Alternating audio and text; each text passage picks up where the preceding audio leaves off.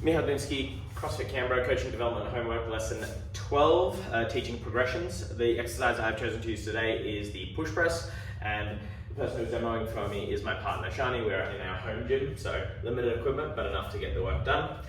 So with our push press today, Shani, I'm going to show you a push press, and we'll take you through the steps that will get you to achieving this exercise. So I'm going to stand with feet shoulder width apart, toes slightly turned out. The grip, thumbs length away from the thighs. In my front rack position, I'm going to do shallow dip and drive and coordinate the press overhead. Show you another exercise here.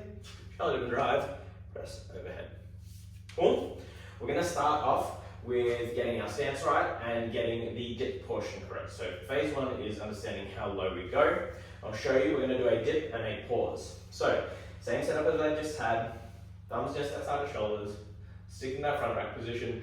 All we're focusing on here is dipping about an inch, pushing our knees forward, keeping our chest tall, pause for a second, and then stand.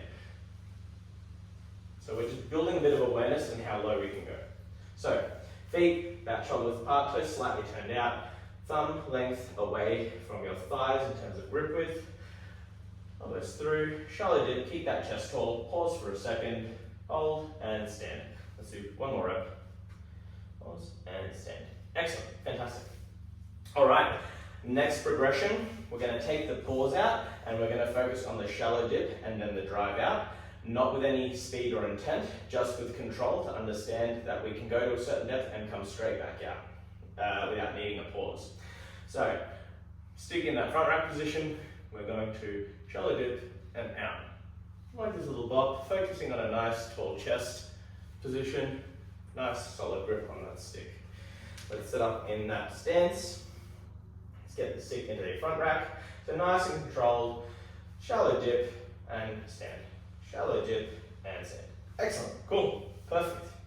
All right, next step is to add a little bit of speed on it. Now just watch your chin because that stick might come up naturally, right? If you put enough effort into it, it should generate some velocity off your shoulders.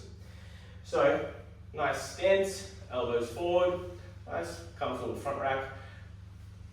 A little bit more speed on that dip and drive, as if we wanted to launch that bar into outer space. Alright, make sure that grip is right, make sure stance is right. Let's get that stick into that front rack. So now adding just a little bit of speed to the dip and drive. Beautiful. Remember, keep that chest tall, nice balance between knees and hips. There we go, that's much better. One more. Excellent, alright. So now, final piece is getting that stick from the shoulders to overhead. We're going through the exact same process as we just did. You're going to do a nice aggressive or fast dip and drive, and as you lock your legs out and you extend your hips, you're going to press that stick overhead. Remember to watch your chin. You don't want to cut yourself on the chin, even though it still happens, no matter how experienced you are.